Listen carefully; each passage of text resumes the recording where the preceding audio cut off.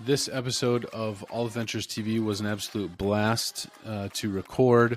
I talked with Ben Landusky. He is the co-owner of Foothills Painting, as well as co-owner of the National Painting Group. We talk about a lot of stuff. Ben was part of building a company from 150K in revenue up approaching 8, 9, 10 million in revenue. And additionally, he's been part of investing in other painting companies, different brands, obviously something we're very interested in and all about here at Aleph Ventures. Great conversation. Ben is a sharp dude and he's honest and real. I really, really appreciate it and think you can get a lot out of it. Hope you enjoy. All right, Ben, welcome to the show. Thanks for being here. How are we doing? Good, man. How are you? Thanks so much for having me. Really good, really good. Really excited to have a conversation with you. Just before this, we were talking lots of fun topics and things and similarities between groups and whatnot. But I'd love to just start. It's always helpful, in my role, I talk to business owners all day, and it is always funny. I've rarely heard the same story twice of how they got in. There's rhymes to the stories, but never the same. Yeah. So maybe just to get right to, how the heck did you get into the painting industry? Yeah. I'll try to keep it short since it's been 15 years now, which is just so weird to say, 15 years in one industry. Totally. Yeah. So I went to Colorado State University, go Rams, Fort Collins. I don't know. I had no idea. I didn't even know the word entrepreneurship when I went into college. I just knew I wanted to make a lot of money. Like that was my one thing. It's like, I don't know. How do I just build wealth? Signed up for a internship that happened to be how to start your own painting company. And, discovered business ownership, discovered that, I was pretty good at sales, pretty good at door-to-door marketing. And I could run some crews, as a 19-year-old. So I said, okay, well, let me do this, until I find what I really want to do. Try to drop out of school. My parents begged me not to. So I'm glad I stayed in. I'm glad I got my degree. Didn't really need it in my opinion, but what was the degree? I switched from business to communication studies. With the business. Good old communications. Actually, I know, I actually do use that to this day because all I do is coach people all day. Right. So, sure. It was actually a good education, but yeah, so I kind of got in, by accident. I never thought I'd be in the painting world, and then kind of fast forward. So then Eric Barstow, my business partner, had started Foothills Painting. He had done that same internship that I did. He was like vice president of it. Was really high up in that company. Left, started his own thing. I heard that he had started his own company, and so I hit him up and said, hey, as I'm still going through school, let me just do marketing and sales for you. You run production. And let's just kind of make some money and I could pay off my student loans. And for him, he was like, he didn't plan on being in painting either. He was like, well, I know it, so I'll kind of do it now while I try all these other things. And then, fast forward like 4 years from there, the business kept growing, like doubling in size every year. And I graduated school and Eric and I sat down and we're like, should we actually give this thing a go? Like, it's working, it's not like the sexy thing or like the fun thing, but it sure does work. And we're doing a good job at it. And so that's when we really got serious about Foothills, and started really launching the thing. So anyway, that's quick how I got into painting though.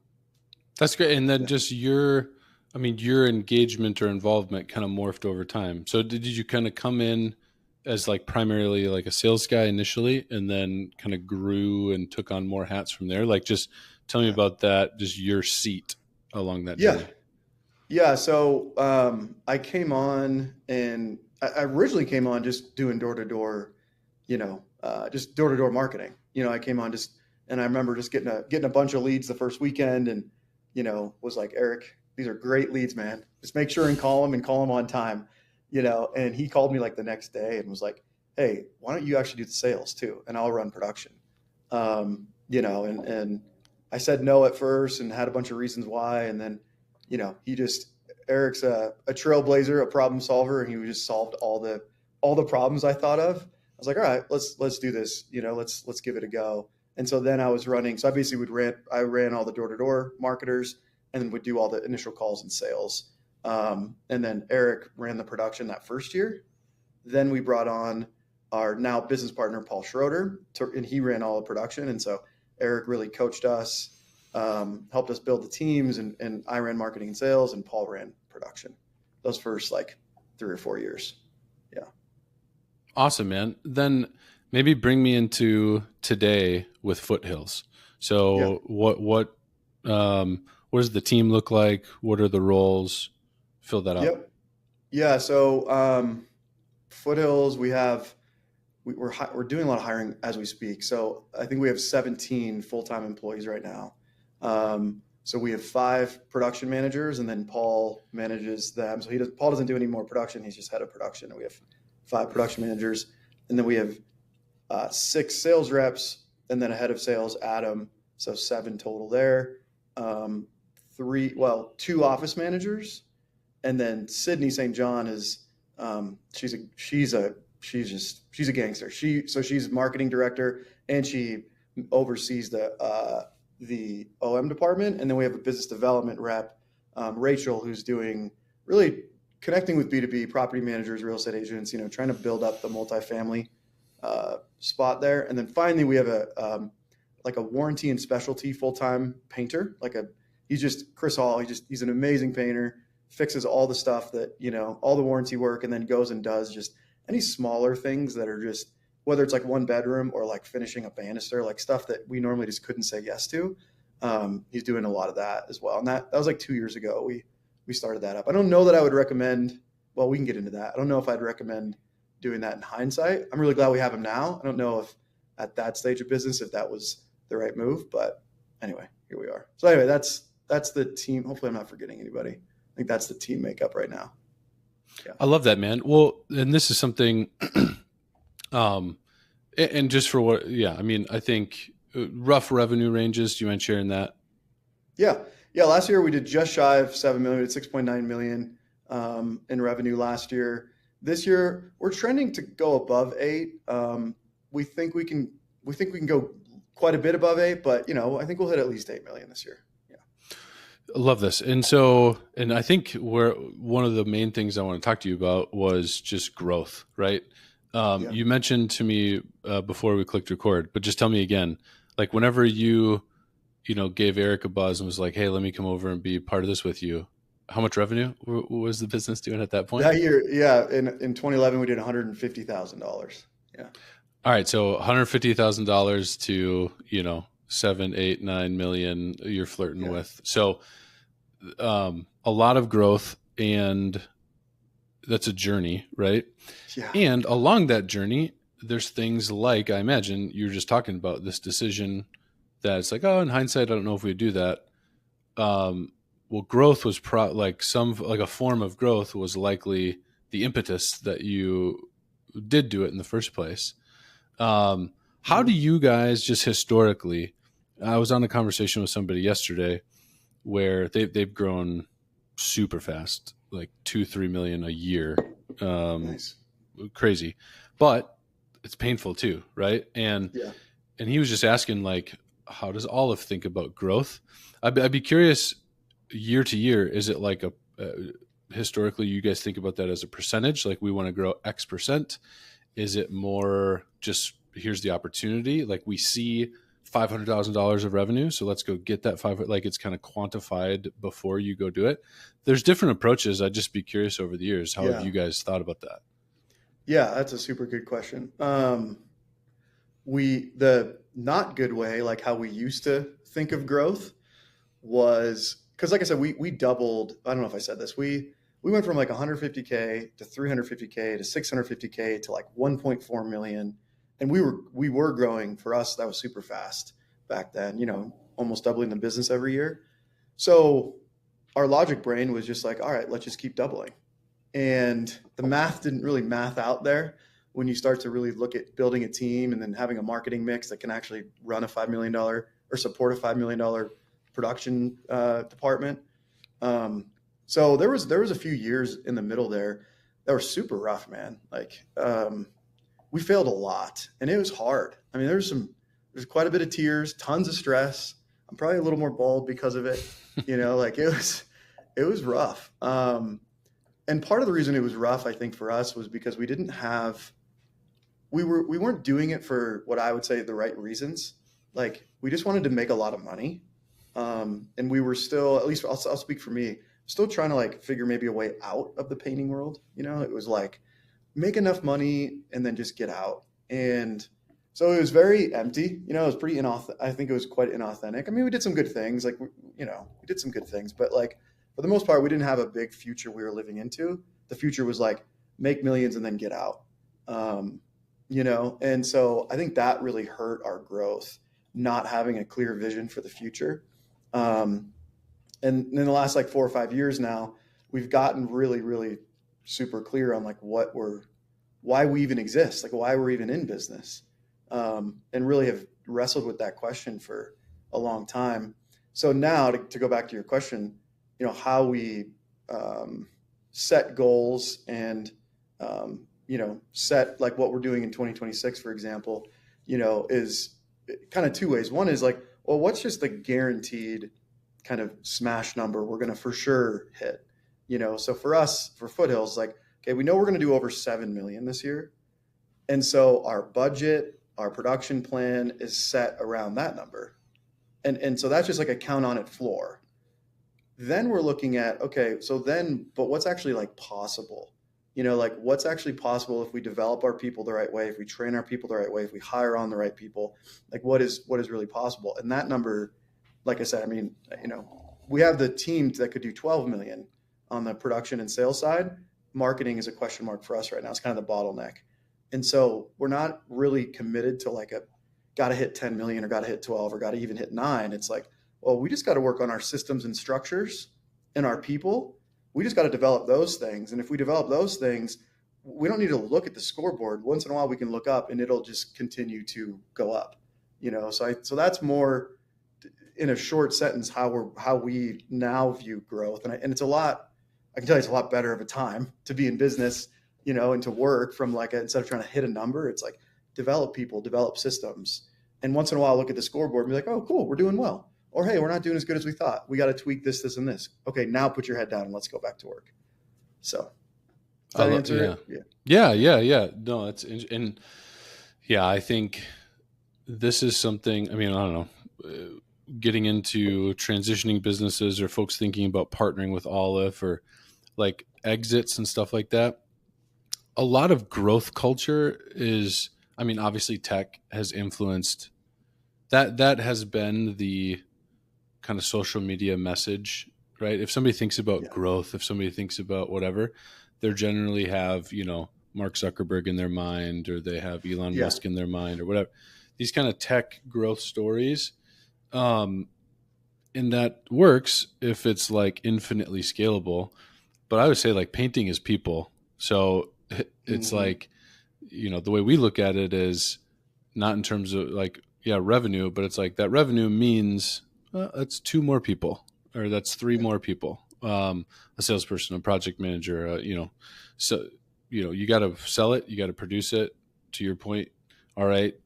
Can the marketing team, like what kind of work on the marketing team would it take to grow that? So it's just people.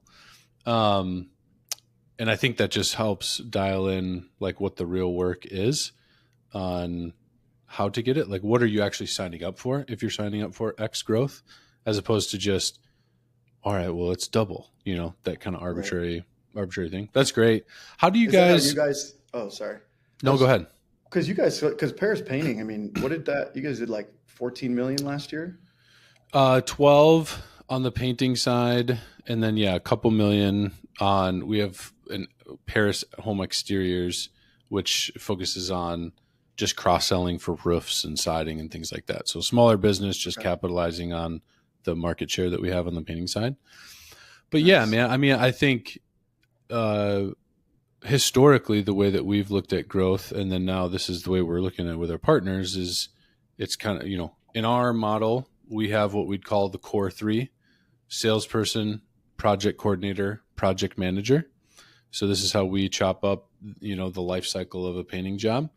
Salesperson is responsible from lead to contract, contract, to the start of production. That is kind of owned by the project coordinator. So their job is to get those projects ready to be produced, finalizing color selections, options, scheduling the crews, paint orders, all that stuff. And then our project managers are really in the field. So they're responsible for quality, customer experience, managing profitability at the job level. Mm-hmm. So when we think about it, it's like, all right, every $1.5 million to $2 million of growth, that's kind of another 3-pack ish, right? Yeah. So that's really, it's like, okay, so integrator or sales manager or, VP of operations, like what's your capacity? What's your skill level? Like, can you take on another hire? When would we need to do that? So it's just balancing, how many more one-on-one meetings can my calendar take on, right? How many more field coaching events can I fit into my quarter? All of those, like that's the real work of growth from our experience. It's like getting people effective. So that's Nice. how we evaluate it, right? And real quick, do you have your sales guys call all the leads that come in like right away, and they also go do their estimates, or?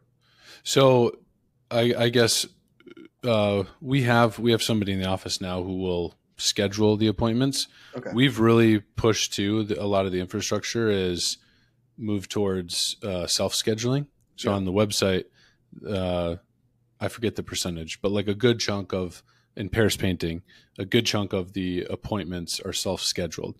And then that just works round robin and puts it on sales guys' calendars.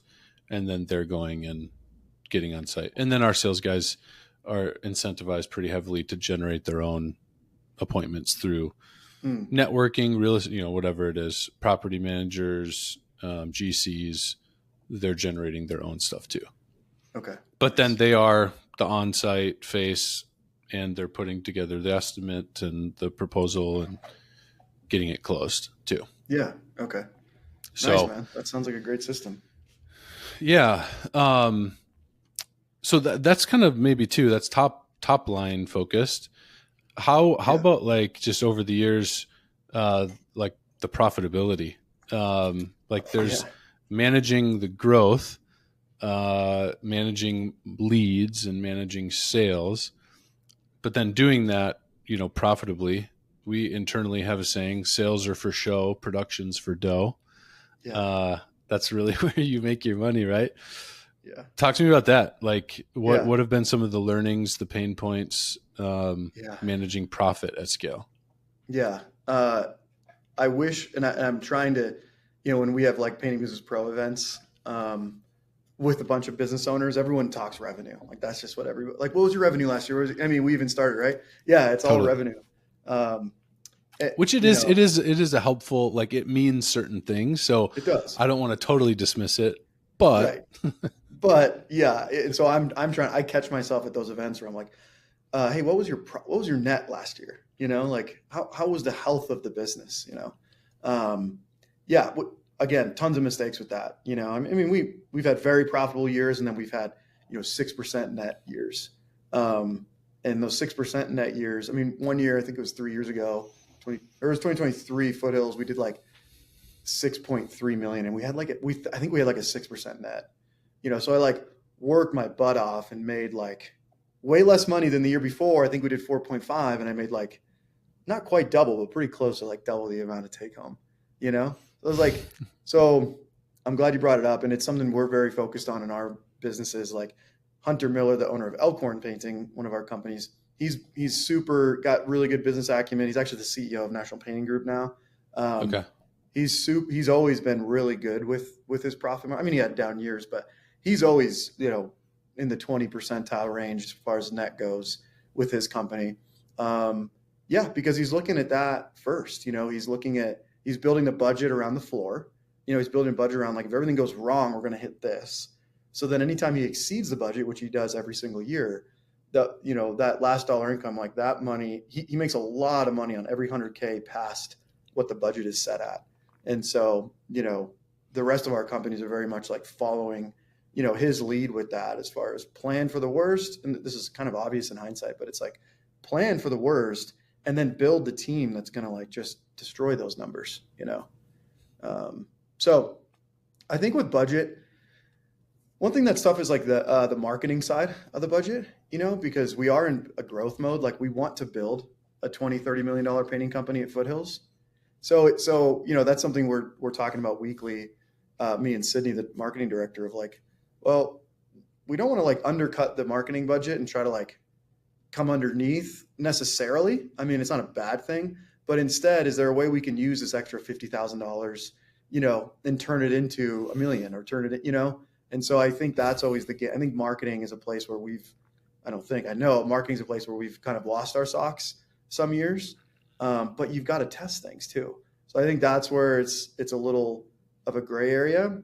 I think with operational expenses, that's just, you've got to take time to plan your next year well enough to make sure you are profitable. If you're overspending in operational expenses, that was probably a planning issue more than like a go for it issue, you know? So maybe if you don't mind, like what comes to mind? You mentioned like marketing kind of lost your socks on a couple of efforts or stuff. What comes to mind? Is there any kind of postmortem of like, here's what the situation was, what we learned from it? Man, which one do I pick? Well, I would say like, it's funny, you know, pre-COVID, we were still like 90% door to door is where our leads came from. You know, and then we had to shut that down, and we learned Facebook ads like basically overnight. We got really good at Facebook, like super good. And then, you know, 2 years ago now, you know, Apple came out with that new security thing, which is probably good overall, but, you know, definitely not ruined, but definitely made Facebook ads a lot harder, you know, to target the exact, you know, avatar you want to target. So I think one place we've lost our socks is we'll hire vendors, right? Marketing vendors, and then just kind of assume that they're going to just do a great job and we don't really need to oversee them or manage them. And then 3 months goes by in a flash and we've spent all this money and have not a lot of leads to show for it or a lot of revenue to show for it. And so one thing, we have a lot of vendors for Foothills, right? I think we have like 7 different vendors where, you know, Sydney is now checking, not micromanaging, but she's very much like got a pulse on where we're at. And if numbers dip, she's on the phone or she's sending an email or she's on Slack. Like, hey, numbers dipped about 20% week over week. What's going on? You know, and so unfortunately, just being the squeaky wheel is one thing, if you're listening to this, like be a squeaky wheel with your vendors, because they usually are a little over. I think for the most part, they have probably too many clients. And so they're just kind of going wherever the squeaky wheel is. So be the squeaky wheel and you're going to get more service from them, you know, for better or worse. That's how I've seen it go with vendors. I don't know if you've had that experience too. Yeah, no, I think that's great. I totally agree with, you know, this is funny. This is something I want to riff on maybe in a newsletter in the future, but like, marketing and painting seems to be this necessary evil. Historically, I do think that's changing in kind of a new wave of business owners that are more business minded. But, you know, I think of like Steve Jobs talked about this with Apple, right? Just this amazing marketing company. And Jobs was basically like, yeah, I believe our products are amazing. Like, I believe our products could change people's lives. And if I believe that, I'm morally obligated to market the crap out of it. And if you talk to so many painters, who's the best painter in their market? They are. Who takes the best care of customers? They do, right? All the other guys are schmucks and are going to pull one over. And that's why you got to go with me. But I don't really want to market. It's like, just take care of this for me or whatever. So I think that's a great learning of, you can't totally export that. And then two, be crystal clear and get really clear. Don't be enamored by what a vendor tells you the important KPIs are. You need to know your P&L, and you need to know what your important KPIs are, and be upfront with them of like, hey, vendor, this is how I'm going to judge you. This right here. If this is good, I have a good relationship with you. If this goes down as bad. And that can kind of pull objections that they might have, or they don't feel comfortable, or they might have a good dialogue where it's like, okay, I'm cool with that, but here's what your part in that needs to be. And you can really hone in on what the relationship should be. Yeah. But yeah, you gotta be clear. That's huge. You gotta have your hands in it. Yeah, that's huge, man. Everyone, most vendors want to talk about cost per lead, CPL is like, well, look how good your CPL is. Like, great. I don't really care about that though. Like, I care about cost per estimate because I can measure everything off cost. We have a 50% close rate on average. So I know every 2 estimates you get for me, I'm going to sell a job, so I can reverse engineer all my math. But if you're getting me 100 leads, but 20 are spam and 20 are people who like didn't sign up for this, they somehow got their, that's a mess. And it's also more work to remove those estimates from sales reps' calendars for your office assistant if they're doing things. It's actually more of a mess to get a bunch of leads that aren't qualified. So yeah, talking to your vendors about, you can measure CPL. I'm not telling you can't measure that, but I'm measuring cost per estimate. I'm measuring cost per set estimate, and that's it. So, or whatever it may be. Maybe it's cost per estimate completed, if they're self-setting, but yeah. I mean, yeah, for what it's worth, like internally for us, you think about like the marketing, whoever owns marketing within any Aleph, business, leads, we don't even really talk about. Like there's an element of the marketing person needs to understand that, but they need to understand that the same way like a sales guy needs to know what time his, appointment is. It's like, I'm not asking a salesperson, hey, did you show up on time? It's like, of course you did, you better. Yeah.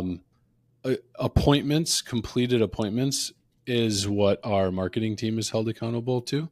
And so that's all that we focus on. How many appointments is this driving?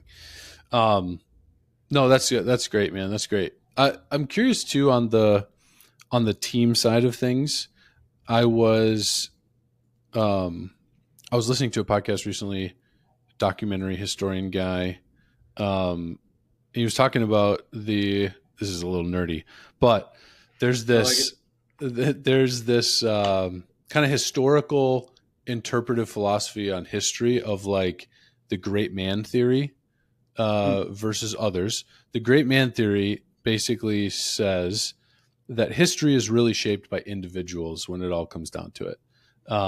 Right? Like the Abraham Lincolns, the George Washingtons, the whatever, like those are really the people that move history, and everything else is a little bit more of a footnote. Obviously there's people that disagree with that, and it's like, no, like it's far more nuanced than that. There's movements, there's, broader organizational stuff. Why did that catch my attention? When it comes to growing a business, sometimes I think about that, and I think it's something interesting, like key hires, key employees along the way, as opposed to some broader culture in the business or whatnot. Does that kind of like correlation, like at least that the way I'm framing that kind of makes sense? And what I want to ask is like, what's been your experience? Do you find, if you look at the success of Foothills, do you feel like it's more, man, without that hire, never would have happened?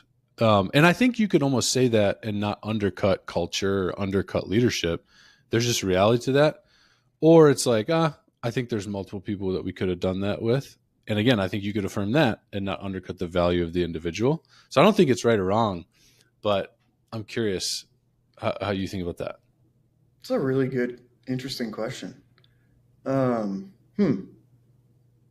think on that one more. So if you look at the culture side of it, there's been a couple times, there's been literally 2 times where we altered the whole culture of our business. I talked about like really like 6 years ago now, we weren't headed in the right way. We were inauthentic leaders. We just weren't, me and Eric were not doing a very good job. We set up a full day, like in a high rise, and did this whole, like throwing out the past. Here's the future we're now building. And it did take like a whole day. And there was some disagreement. There was like a lot of conversations with our team. And because of that day, that really changed the trajectory of our whole business. Also, about 30% of people quit, or we had to let go of because so we lost about 30% of our people. And but it made such a huge difference for our company. And then we did that one other time where we were still headed this way. And then we got a couple of coaches, Jeff Wilmore and Richard Condon, shout out to them. And they just like sent us to the moon with our trajectory as far as like why we're in business and altering the culture from like, well, I want to alter how business is done, not just have the best painting company, like alter how employees are taken care of, alter how subcontractors are taken care of, the environment. So there's those two moments where I give pause to like, that was a culture shift that changed our whole business. Sure. And when I look at like, I mean, without Hunter Miller, without Eric, like there is these people in our business where, I mean, Adam Dietz came on and he runs the sales team now at Foothills, and he's like our CRM guy. Like he built out our whole sales force. Like without him, like we just would not be this far along. There's no way. So that's a tough one. That's a tough one. It's a good one. No, I mean, I think both for me for now. Yeah, the reason why I think it's important is I feel like I see owners either get discouraged or distracted around this topic. They can get discouraged on, I just can't find the right people. I can't, like they're just putting too much emphasis on, or they see other businesses and they're like, yeah, but you have, Hunter Miller. I don't have Hunter Miller. What do you want me to do? Right. And it's kind of this discouragement a little bit that there's culture, like as a leader, there's a difference between being, it's your fault versus your responsibility. Everything's your responsibility. That doesn't mean everything's your fault, but you still have to take that responsibility, and you can do things like that, And then I think the distracted piece is like they think, too much about their vision, or they're too tied to, oh, this is how we started. We have to be this culture. And it's like, hey, there's like a super talented person, like unleash them, like let them go. They could like a hire could change like 4 years of your life. So I think I personally think it's both. I think it's kind of a false dichotomy, but I think it's interesting it's a headspace thing, I think, for owners. Yeah. But fascinating. Well, and when it comes to recruiting, like one of our, sayings, I guess, is it's better to walk past A players than hire B players and deal, and so we're just not, I mean, we have an intention of when we want to hire a sales rep, for example, but we'd rather go past that time than hire a B player just to get someone in.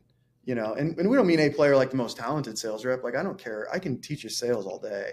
I'm talking about someone who's a real values fit, a culture fit, like someone who's really wants to be part of what we're building, is what we're looking for. So, I'm going to think on that one more. It's a good question. Okay. How about, this is somewhat related, like, so partnering. So maybe just give a quick profile of National Painting Group, kind of how that came to be. Do that, and then I want to just talk to just the idea of a good partner, why partner, that kind of thing. Obviously, you're a believer in it, so but maybe just profile National Painting Group for me. Sure. Yeah, I'll go quick with it. So Eric and I started National Painting Group like 7-8 years ago now, and we did it really poorly. So we had a lot of success at Foothills, or we like crossed 3 million, I think. And so we were like, oh, this is a piece of cake. Like, let's just duplicate across the country. And Eric had started Painting Business Pro. And so we had a lot of people, starting their own businesses because of that program, and then saying, hey, can I work with you all? Like, can we partner together? And so it just kind of was like, okay, let's try this out. And so, we started a few businesses and they had some success, like one in Michigan and a couple more in Colorado. And so I think we had like 4 total businesses at that time that were all successful. And so then we were like, okay, we really got something here. And we scaled that second year. We started 9 businesses. I was flying out every other week to a new state to start a new business. And then I'd be in Colorado for a week and attempt to run Foothills, but do it very poorly. And it was miserable. We ended up closing 8 of those 9. Hunter Miller of Elkhorn was the only one that survived. So that was like our kind of first like false start, I would say. Learned a ton, right? Wrong partners. We were just the wrong partners for them too. Like Eric was spread thin because he had like 16 direct reports, and I was just like doing red eye flights and just miserable with my life. So Foothills really suffered too, that year. So anyway, we learned a ton. Also, our systems just weren't built out. We just didn't have systems that were built to support. So for the next few years, we really just focused in on like our 4 core businesses and our systems, and like really built out our SOPs, really built out our coaching division and like how to actually develop a business owner to be a team builder. Because as a business owner, essentially, if you want to build a company, you got to know how to build a team and work with people. So we got really good at that, and we're still getting better. We're not perfect, but anyway, that was kind of how NPG started. And then just a few years ago, we were finally like, okay, we've got some structures in place. We've got a lot of leaders in place. Let's give this a shot. And we started 2 more businesses, and now they're both doing really well. And then just this year, we started 7. We partnered with 7 more companies, and they're all doing super well, and it's super fun. I'm pretty much removed from Foothills too. Like I just work with my 3 leads at Foothills. So I'm mostly just working with our partners at NPG now. So that obviously helps a ton to not be running a painting business. But that's the quick and dirty of NPG. Yeah. So maybe just like why partner? Why should any business owner partner? Like what would you say about that? Because I'm sure you hear this too. It's kind of like I just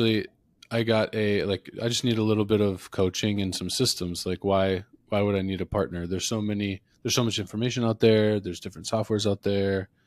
Why do I need to give up equity? Right. Yeah. I mean, first I'd say you don't need to. I mean, no one, if you're running a successful business and you're making the money you want to make, then you don't need to do that. For people who are considering partnering or not, or just running a painting company, like why are you in business? I mean, I think you just got to answer that question first, for yourself. It's like, why are you actually doing this? Because if you just want to like automate the thing and make 150, 200K a year, and work 5 hours a week, like you could do that. I mean, it's not like a walk in the park to do that, but you could do that, and you don't really necessarily need a partner for that. So if that's your goal, then do that. I mean, that's great. I mean, in some ways, sometimes I'm like, maybe I should do that. I'm committed to something else, but if I had 9 lives, one of them would be just surf and chill all the time, and, make it, work as little as I could. So I think like why partner is if you want to, actually build something bigger than yourself, if you want to actually build a legacy, for those that come after you, and if you want to make a real difference, whether that be in your community or in the world itself, no one does that alone. I mean, you just can't do it alone. Yeah. And then with partnerships, and, I know a little bit about Aleph, like enough to know, like, you're essentially what I look at for our business owners, like you're just buying years of your life back.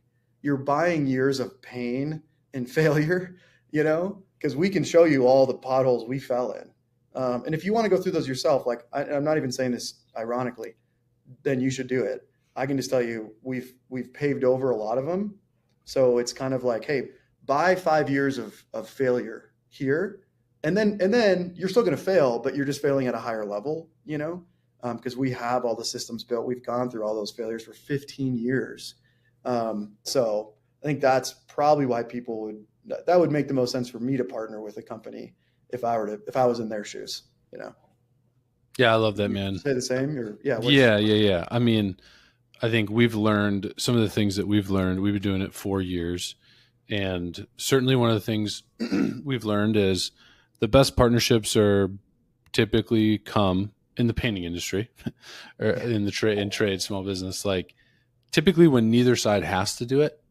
I think like strategic partnerships and because you're trying to accomplish something, like the partnership does not make sense to stay where you are. The partnership only makes sense to go somewhere that you're trying to get. And I tell people too, one of the things I like about, or that's beautiful about equity partnerships is it just really aligns everybody's incentives. Like we both make money the same way. So this doesn't work unless we get to where we are intending to go. So it just keeps everybody honest. But yeah, man, like it only makes sense if you're trying, like you're trying to get to a certain place.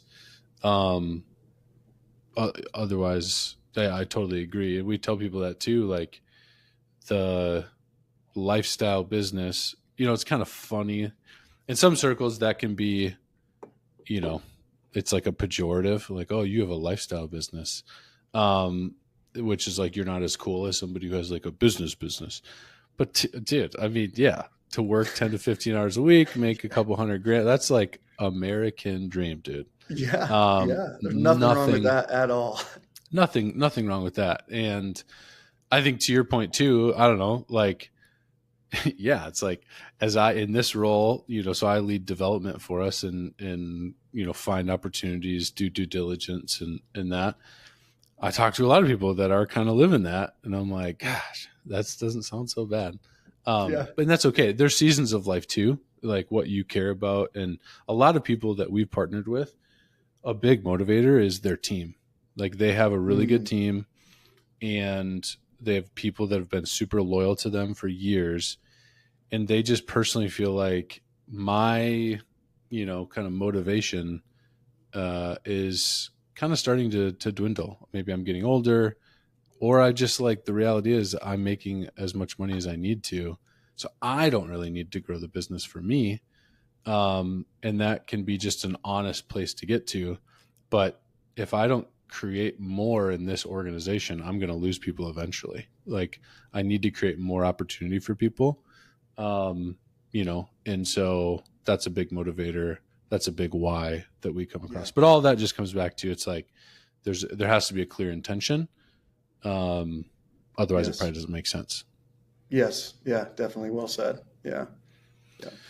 I'd be curious too, maybe just like on this. So you're working with these painting businesses. How's that different versus like, okay, Foothills is like your baby, it. Now, especially in partnership, it sounds like you guys do a mix of, or at least historically, you've done a mix of kind of start ground up versus partner with an established brand. I'd be curious more on the partner with an established brand. How is that different than just running Foothills? Or is it the same? Like, what's been the experience there? Yeah. And yeah, we don't do startups anymore. Not to say we would never will, but we don't. Yeah, we just do established business acquisition now. In some ways it's very similar, right? Because it's humans. I mean, you're working with people, and we're all a little messy in our own way, and so it's very similar with when I'm coaching a business owner versus an employee, as far as how's it going today? Like, what mood are you in right now? Because if you're just stressed out of your mind, well, let's talk about that first. Like, kind of can't really talk to you about your, marketing budget right now. We got to talk about why your face looks like that, So in a lot of ways, I think it's quite similar. I think, I think the difference is, they have ways that work for them already. And so like ways of running business that already work for them. And so it's really navigating, like, and we always tell our partners, you're majority owner, so you still have final say. Like, we're not, we might recommend something and you go against that recommendation, and that's your call. We're usually right because we've already failed there a bunch. But like, if you're right, then heck yeah, new system built, right? Best idea wins. So all for trying new things. But so I think it's just navigating like their systems that they already have built, and if it works, great. We don't need to mess with it. And then here's our systems that we've that work pretty well for our companies, and so. We say try them, and most people obviously do if they're partnering with us. Like, that's why they partner with us. But so I'd say that's probably like maybe the main difference between like a partner and an employee, if that's like the question you're asking. I don't remember exactly what you asked. Sorry, Haakon. No, that's okay. That's great. I mean, I think I think what you just articulated there is pretty clear humility. Like, best idea wins, kind of a meritocracy type environment. Sure. Yeah. And I think what I've always found, and I didn't come up in the painting industry, I kind of came in from the side door, and one of the things I've noticed is there's this kind of dynamic of, because I started solo, if I don't finish solo, it's because it's like it looks bad on me, or it's like a concession that I'm not good enough or whatever. That again, I think if you just pick your head up and look to other industries, it's just like nobody seems to think that way in other industries. Like in tech, just because it is popular, it is like there's an element of there's like sales guys who are like, I can't code. I'm not like, I don't think I can code. I don't have any ideas that I'd be the best coder. And that's like a pretty important thing of like building a tech. So I'm probably going to have to give up some equity to somebody who can do that. And I'm totally okay with that because I'm trying to build something bigger. And there's just like an identity, like they're okay with that, that I think the painting industry needs. It's like, it's crazy to think that like the same person would have the best ideas on marketing and the best ideas on sales and the best ideas on, right? Yeah. So, I think partnership, it has to have like best idea wins. And I want to try to be as self-aware as I can on like, where do I, like, where's my best batting average? Like, so know yourself and be confident in it, but just understand like it's less likely that you have the best idea at all things. Anyways, I think that's, you have to have that mentality, that kind of humble value meritocracy. You do. And I mean, it's hard to give away it's your baby. It's like for business owners, it's like you went through the grind of startup. Like that first year in business is tough. I mean, first couple years, well, it's always tough, but like those first couple of years is a whole different kind of grind. And so to go through that and get it established and get it where it is, and then say you're going to give some away right when it's like, as it's doing well, like I totally get that. That's what a lot of people, that's the hang up with partnering, right? It's like, do I give away part of this? And it's like, it just goes back to like, well, you don't have to. I mean, you don't. Like, what do you want to do? To what end are you in business for? So like you got to just get that question answered for yourself first, and that'll give you once you get clear on that, then you're like, okay, partner or not. I think that becomes a lot clearer for people once they get clear on like, what am I even doing this for? And humility's, huge word in our business. Like you've got to have that. You got to have confidence. You can have confidence and humility. Like those things have to come together, So. Yeah. And I, from my experience of hearing the people who feel like they gave something away, even the people who maybe they have some crazy exit, they sell their business for $100 million and then they're depressed and aimless and they feel like I gave away you'll hear guys like that they literally have generational wealth and they're like, I gave away my company. It's like, well, technically you definitely didn't give anything. You were paid handsomely, but because that purpose thing is missing. It's like they did something they thought that they should, and it's actually the business that they loved that were. So I think the only time you ever feel like you give something away in an exchange like that is if you're not clear again on why you're doing it and your purpose. Yeah, totally, man. Yeah. I know you hear so many of those stories. Just, they make get a big payday and then just so unfulfilled and depressed. Like, what do I do now? Mm-hmm. Like hanging out on a boat and a yacht, I think eventually gets old for at least it would for me. I think for a lot of people it does, Yeah. So. Good stuff, man. Well, hey, super fun to have you on, have a conversation. We'll definitely have to do it again. Best of luck on the year, man. Just to say, like, we here at Aleph have a lot of respect for you guys. You guys do good stuff. So appreciate what you're doing in the industry. You guys are making some awesome things happen. So we're super proud to even be in the conversation with you guys, So thanks for having me on. It was definitely a privilege. Appreciate it. All right, brother. Yeah. Take care. Take care.